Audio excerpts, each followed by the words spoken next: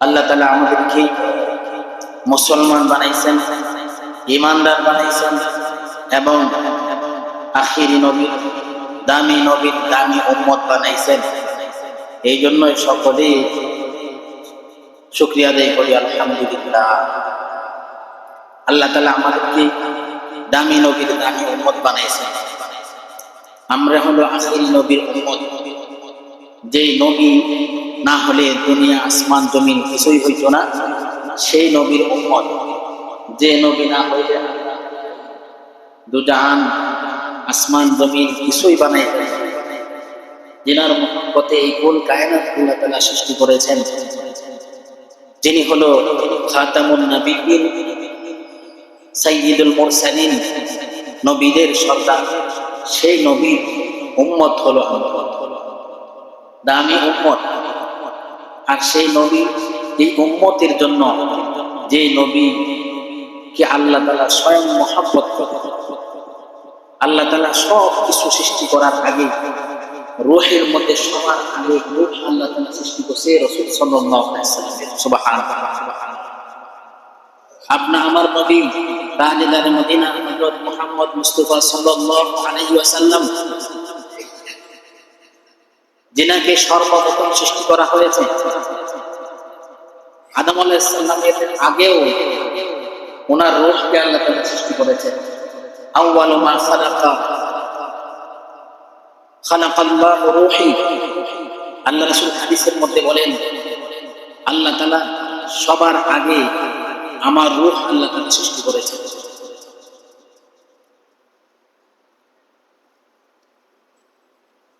রাসূল সাল্লাল্লাহু আলাইহি সাল্লাম কে আল্লাহ তাআলা রূহে জগতের মধ্যে আল্লাহ তাআলা যখন রূহ সৃষ্টি করেন, সব কিছুর আগে আল্লাহ তাআলা সৃষ্টি করেছেন আমাদের নবী হুজুর পাক সাল্লাল্লাহু আলাইহি ওয়াসাল্লাম।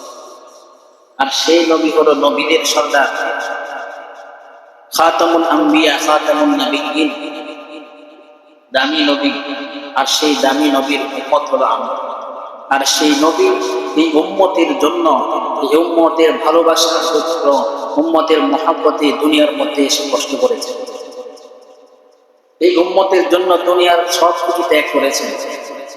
শুধু এই উম্মত করেছেন। দুনিয়ার মধ্যে আসার পর থেকে মৃত্যু পর্যন্ত শুধু এই উম্মতের ফিকির করেছেন, এই উম্মতের চিন্তা করেছেন। রাসূল সাল্লাল্লাহু আলাইহি সাল্লাম একবার কান্নাজড়িত হয়ে আল্লাহর কাছে দোয়া করতেছেন, আল্লাহুম্মা উম্মতি, আল্লাহুম্মা উম্মতি, আল্লাহুম্মা উম্মতি, উম্মতি। ইয়া আল্লাহ, আমার উম্মতকে বাঁচান, আমার উম্মতকে বাঁচান। আল্লাহ রাসূল সাল্লাল্লাহু আলাইহি সাল্লাম যখন উম্মতি উম্মতি বলে কাঁদতেছিলেন, আল্লাহ তাআলা জিবরাইল আলাইহিস সালামকে পাঠাইলেন। হে জিবরাইল, তুমি যাও, আমার হাবিবের কাছে যাও। কেন কান্না করতেছেন আমার হাবিব? আল্লাহ তাআলা জানেন। এরপরেও জিবরাইল আলাইহিস সালাম তুমি জানতে চাইলেন। রাসূল সাল্লাল্লাহু আলাইহি সাল্লামকে সান্ত্বনা দেওয়ার জন্য জিবরাইল আলাইহিস সালামকে পাঠাইলেন। আল্লাহ রাসূল কাঁদতেছেন, দোয়া করতেছেন, আল্লাহ উম্মতি উম্মতি, ইয়া আল্লাহ, আমার উম্মতকে বাঁচান। রাসূল সাল্লাল্লাহু আলাইহি সাল্লাম সারা জীবন উম্মতের জন্য কেঁদেছেন, উম্মতের জন্য কষ্ট করেছেন, উম্মতকে জান্নাতে নেওয়ার জন্য। একটা উম্মত যেন জাহান্নামে না যায়, একটা উম্মত যেন জাহান্নামী না হয়, প্রত্যেকটি উম্মতের জন্য রাসূল সাল্লাল্লাহু আলাইহি সাল্লাম দুনিয়ার মধ্যে, দুনিয়ার জীবনের মধ্যে উনি কেঁদেছেন। এখনো রওজানে বলা থেকে উম্মতের ফিকিরে কাঁদতেছেন। হাশরের ময়দানে উম্মতের জন্যই।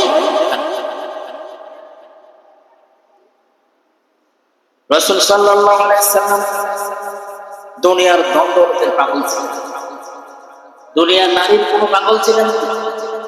রাসূল সাল্লাল্লাহু আলাইহি সাল্লাম পাগল ছিলেন, উম্মতের পাগল ছিলেন, উম্মতের ফিকিরে পাগল ছিলেন। একটা উম্মত যেন জাহান্নামে না যায়, আমার একটা উম্মত যেন জাহান্নামের রাস্তার দিকে না যায়।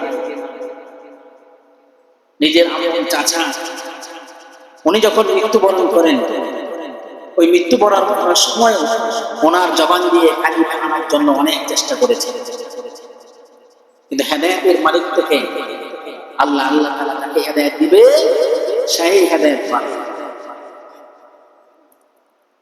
যেই রাসূল আপনা আমার জন্য, উম্মতের জন্য এত কষ্ট করে গেছেন, এত মহব্বত করেছেন উম্মতকে, আর আমরা সেই উম্মত হয়ে যদি রাসূলের মহব্বত, রাসূলের আদর্শ আমাদের ভিতরে না থাকে, তাহলে আমরা খাঁটি ঈমানদার হতে পারবো না।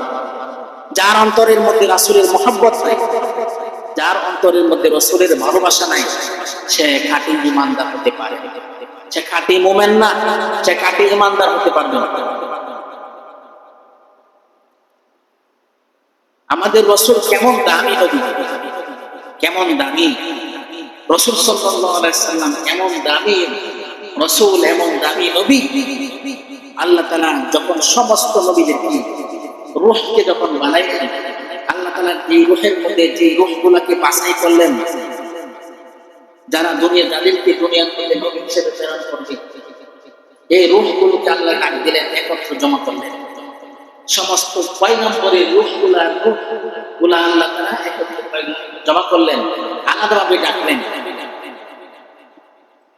দেখি তাদেরকে বলতেছে, হে আমার পয়গম্বর, তোমাদেরকে আল্লাহ তাআলা ডেকে ডেকে বলতেছে, আদম, আমি তোমাকে দুনিয়ার মধ্যে পয়গম্বর হিসেবে পাঠাইবো। হে ইব্রাহিম, হে মুসা, ওয়া ঈসা, হে নূহ, এভাবে ডেকে ডেকে প্রত্যেক পয়গম্বরের রূহকে একসাথে জমা করে বলেছে, তাদের কাছ থেকে অঙ্গীকার নিয়েছে, তোমরা দুনিয়ার মধ্যে নবী হিসেবে যাইবা, তোমাদেরকে দুনিয়ার মধ্যে নবী হিসেবে প্রেরণ করবে, কিন্তু তোমরা নবী থাকা অবস্থায় যদি আমার একজন বন্ধু আছে, আমার একজন হাবিব, আরেকজন পয়গম্বর, যার নাম হলো মুহাম্মদ রাসূলুল্লাহ সাল্লাল্লাহু আলাইহি সাল্লাম, আখির নবী, সেই নবীর আগমন যদি তোমাদের জামানায় ঘটে, তাহলে তোমাদের নবুয়ত বাতিল হয়ে যাবে। কেমন দামি নবী, দামি ছিলেন। আল্লাহ তাআলা কোরআনের মধ্যে এই কথা নিয়ে আসছেন, ওয়া আখারাল্লাহু মিথাকান নাবিয়্যিনা লামা আতাইতুকুম মিন কিতাবিন ওয়া হিকমাহ। আল্লাহ তাআলা সমস্ত নবীদের রূহগুলোকে একত্র করলেন, অন্যান্য নবীদের রূহগুলোকে একত্র করে আল্লাহ তাআলা তাদের কাছ থেকে অঙ্গীকার নিলেন।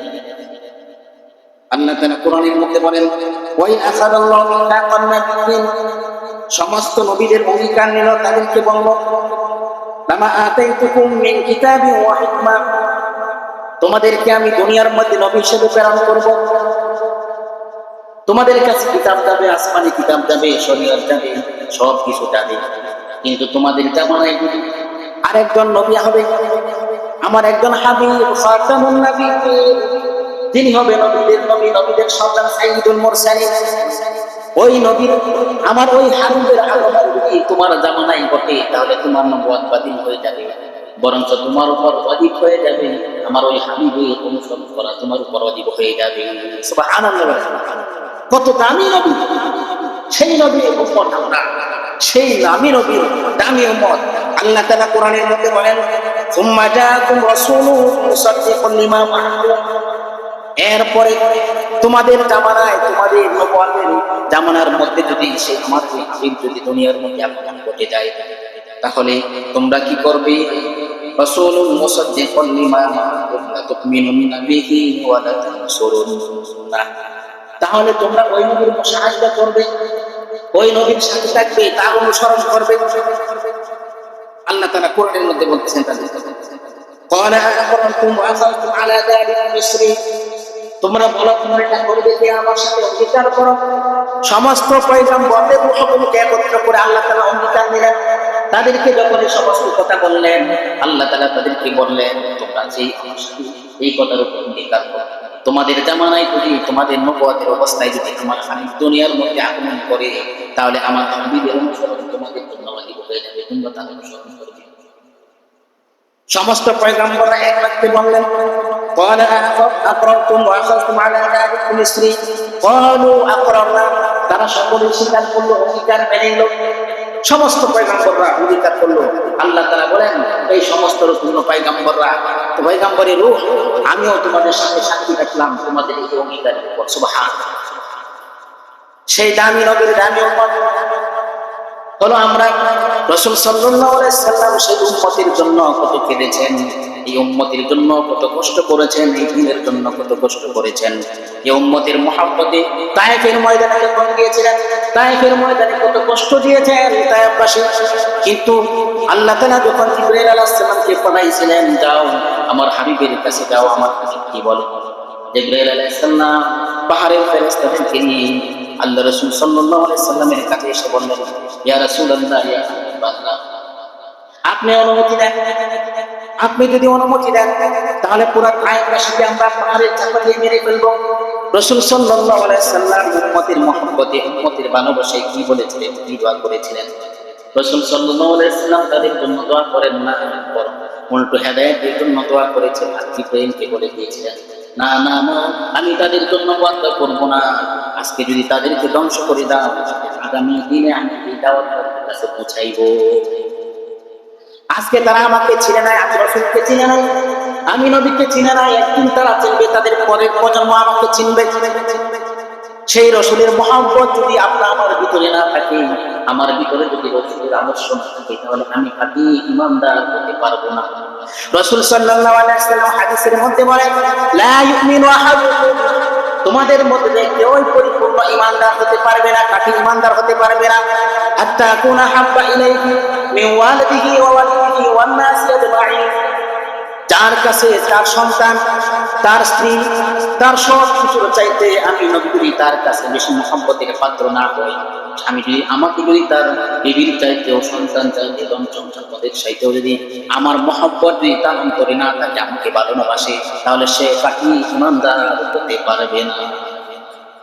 আল্লাহ তাআলা কোরআনের মধ্যে এই কথা বলেছেন, এমন ভাবে আপনি বলে দেন, আপনার উম্মতদেরকে বলে দেন, আল্লাহ এবং আল্লাহর রাসূলের মহব্বত সবার চাইতে বেশি হতে হবে, রাসূলকে বেশি ভালোবাসতে হবে, টাকার চাইতে ভালোবাসতে হবে, সব কিছুর চাইতে রাসূল সাল্লাল্লাহু আলাইহি ওয়াসাল্লামকে ভালোবাসতে হবে। সাহাবায়ে কেরাম রাসূল সাল্লাল্লাহু আলাইহি ওয়াসাল্লামকে কেমন ভালোবাসতেন, কেমন মহব্বত করতেন।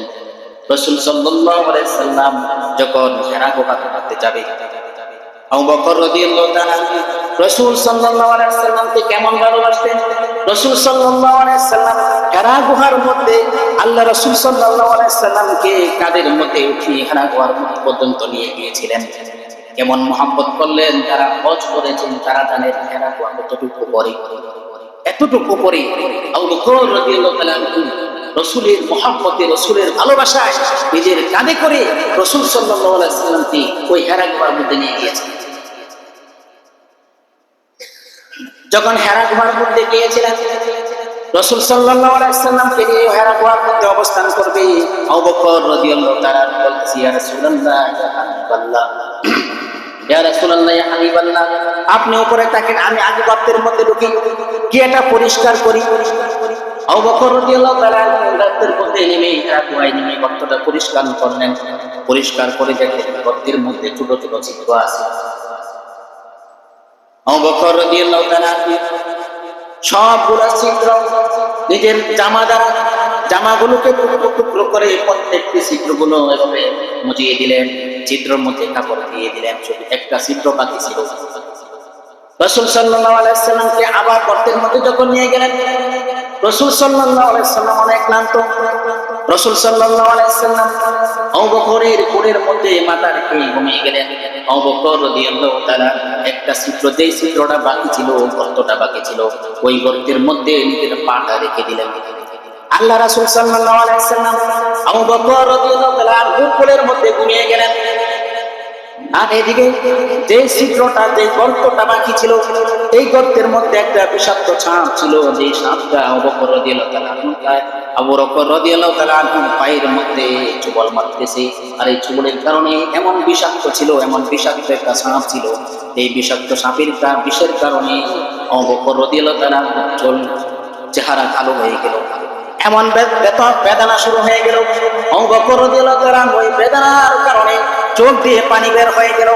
আর সেই পানির ফোঁটা আল্লাহ রাসূল সাল্লাল্লাহু আলাইহি ওয়াসাল্লামের চেহারা মুবারকের মধ্যে পড়ে যাওয়ার সাথে সাথে রাসূল সাল্লাল্লাহু আলাইহি ওয়াসাল্লাম ঘুম থেকে জাগ্রত হয়ে গেলেন।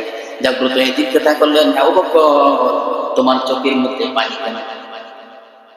আবু বকর রাদিয়াল্লাহু তাআলা আনহু বিস্তারিত ঘটনা বললেন। আল্লাহ রাসূল সাল্লাল্লাহু আলাইহি সাল্লাম বলেন, তুমি গর্তের মুখ থেকে পাটা উঠাও। আবু বকর রাদিয়াল্লাহু তাআলা আনহু গর্তের থেকে পা উঠাইলেন। একটা বিষাক্ত সাপ বের হয়ে আসলো। আল্লাহ রাসূল সাল্লাল্লাহু আলাইহি সাল্লাম ওই সাপকে সম্বোধন করতে বলতেছেন, হে সাপ, হ্যাঁ বিষাক্ত সাপ, তুমি কেন তাকে দংশন করলে? তাকে কেন এই কষ্ট দিলে? ওই সাপকে আল্লাহ তাআলা যখন এই কথা আল্লাহ রাসূল সাল্লাল্লাহু আলাইহি সাল্লাম এভাবে বলতেছেন, আল্লাহ তাআলা ওই সাপের জবান খুলে দিলেন। ওই সাপের জবান খুলে দেওয়ার পরে ওই সাপ বলতেছে, ইয়া রাসূলুল্লাহ, ইয়া হাবিবাল্লাহ, আমি 100 বছর আগে একটা দরসের কাছে আমি যাইতেছিলাম, যেখানে কোরআন হাদিসের দরস হইতেছিল, ক্লাস হইতেছিল। আমি ওই ক্লাসের মধ্যে শুনতেছিলাম, একজন শিক্ষক ছাত্রদেরকে ক্লাসের মধ্যে পড়াইতেছিল হাদিসের দরসের মধ্যে, যে 100 বছর পরে একজন আখিরি নবী আসবে, আখিরি পয়গম্বর আসবে। ওই পয়গম্বর আসবে এবং ওই পয়গম্বর এরা গুহার গর্তের মধ্যে অবস্থান করবে। 100 বছর আমি এই ঘটনা শুনেছিলাম। ওই দরসের কাজ নিয়ে যখন আমি যাইতেছিলাম, তখন আমি এই কথা শুনেছিলাম। আমি এই কথা শোনার পর থেকে আমি ওই পাহাড়ে গর্তের মধ্যে আমি অবস্থান করতেছি। 100 বছর যাবৎ আমি, ওই সাপে বলতেছে, 100 বছর যাবৎ আমি আপনার জন্য ওই গর্তের মধ্যে অপেক্ষা করতেছি। সুবহানাল্লাহ। আর ওই গর্তের মধ্যে থেকে আমি অনেকগুলা গর্ত করেছিলাম। ওই সাপ আবু বকর রাদিয়াল্লাহু তাআলা খেতাব করে বলতেছে, ওই জালেম সবগুলা গর্ত বন্ধ করে দিল, একটা গর্ত বাকি ছিল। ওই গর্ত দিয়ে আমি বাহির হওয়ার চেষ্টা করতেছিলাম, একবার আপনার চেহারা মুবারক দেখে আমার জীবনটাকে ধন্য করার জন্য। দেখেন ওই সাপ কেমন মহব্বত, সাপ রাসূলের মহব্বতে 100 বছর আগে, 100 বছর ধরে ওই গর্তের মধ্যে রাসূলের জন্য অপেক্ষা করতেছিলেন। সুবহানাল্লাহ। আর সেই রাসূলের মহব্বত আমাদের ভিতরে নাই, আমাদের ভিতরে হলো ইহুদি খ্রিস্টানদের। আমরা মুসলমান, আমরা ঈমানদার, আমাদের ভিতরে নবীর আদর্শ নাই। আল্লাহ তাআলা কোরআনের মধ্যে বলেন, লাকাদ কানা লাকুম ফি রাসূলিল্লাহি উসওয়াতুন হাসানাহ, আমি তোমাদের জন্য আমার রাসূলের মধ্যে তোমাদের জন্য উত্তম আদর্শ রেখে দিলাম। তোমরা যদি আদর্শ গ্রহণ করতে চাও, রাসূলের আদর্শ গ্রহণ করো, রাসূলের সুন্নাতকে গ্রহণ করো, রাসূলকে ভালোবাসো। আমি আল্লাহ তাআলাকে যদি ভালোবাসতে চাও, আল্লাহ তাআলাকে ভালোবাসতে চাইলে রাসূলের মহব্বত, রাসূলকে মহব্বত করতে হবে। রাসূলের ভালোবাসা অন্তরের মধ্যে থাকবে। সাহাবায়ে কেরাম একবার জিজ্ঞাসা করলেন, ইয়া রাসূলুল্লাহ, ইয়া হাবিবাল্লাহ, আপনি যখন দুনিয়ার মধ্যে থাকবেন না, তখন আপনাকে কিভাবে ভালোবাসবো? রাসূল সাল্লাল্লাহু আলাইহি সাল্লাম জানিয়ে দিলেন, আমি যখন দুনিয়ার মধ্যে থাকবো না, তখন আমার আদর্শকে ভালোবাসবে। আর যে আমার আদর্শকে ভালোবাসলো, সে যেন আমাকেই ভালোবাসলো। আমার সুন্নতকে যে ভালোবাসলো, সে যেন আমাকেই ভালোবাসলো। এখন আমাদের ভিতরে আল্লাহ রাসূলের সুন্নত, সুন্নতের মহব্বত নাই, সুন্নত নাই। এই যে এখন একটা সময়, যে একটা সময় চলতেছে, মানুষ বিশ্বকাপ একটা খেলা চলতেছে, খেলাকে কেন্দ্র করে দেখবেন মানুষ বিভিন্ন দলের সাপোর্ট করে, ইহুদি খ্রিস্টানদের জাতি করে একদল আরেকদল মহব্বত। অথচ কোন মুসলমান এমনও ইমানদারের আছে না, আমি ইমানদার, কোনদিন রাসূলকে মহব্বত করে দাড়িগুলো রাখতে পারে না, রাসূলের মহব্বত করে সুন্নতগুলো আদায় করতে পারে না, সুন্নতকে মহব্বত করে। অথচ আমাদের নবী হলো সবচাইতে উত্তম নবী, সমস্ত নবীদের সরদার, সবার চাইতে উত্তম। এই জন্য দামি নবীর উম্মত আমরা, দামি নবীর দামি উম্মত, সেই নবীর মহব্বত, সেই নবীর ভালোবাসা আপনা আমার অন্তরে রাখতে হবে, আনতে হবে। সেই নবীকে মহব্বত করতে হবে, সেই নবীর সুন্নতকে নিজের জীবনে বাস্তবায়ন করতে হবে।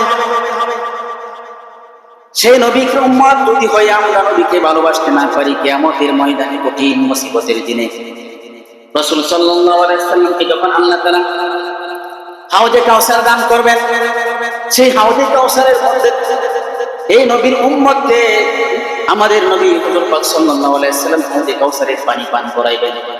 আর আমি যদি রাসূলের সামনে হাজির হই, আর যদি আমার ভিতরে যদি রাসূলের মহব্বত ভালোবাসা না থাকে, রাসূলের আদর্শ যদি আমার ভিতরে না থাকে, আর সেই নবীর সামনে যদি হাউজে কাউসারের পানি পান করার জন্য হাজির হই, তাহলে রাসূল সাল্লাল্লাহু আলাইহি ওয়াসাল্লাম বলবেন সুলতান সুলতান, দূর হও দূর হও, তুমি আমার উম্মত। কারণ যে যেই দল করে সেই দলের নীতি আদর্শ তার ভিতরে থাকে। আমি যদি নবীর উম্মত হয়ে থাকি কিন্তু সেই নবীর নীতি আদর্শ আমার ভিতরে নেই, তাহলে সেই নবী আমাকে চিনবে কিভাবে? রাজনীতির ক্ষেত্রে যে রাজনীতি করে সেই রাজনীতির প্রতীক তার কাছে থাকে, যেটাকে কেন্দ্র করে তাকে চিনে সে আমার দলের অন্তর্ভুক্ত। আর সেই নবীর উম্মত হয়ে যদি নবীর আদর্শ নবীর সুন্নাত আমার ভিতরে না থাকে, তাহলে সেই নবী কিয়ামতের ময়দানে বলবেন সাহাবায়ে কেরাম রাসূল সাল্লাল্লাহু আলাইহি ওয়াসাল্লামকে কেমন ভালোবাসতো।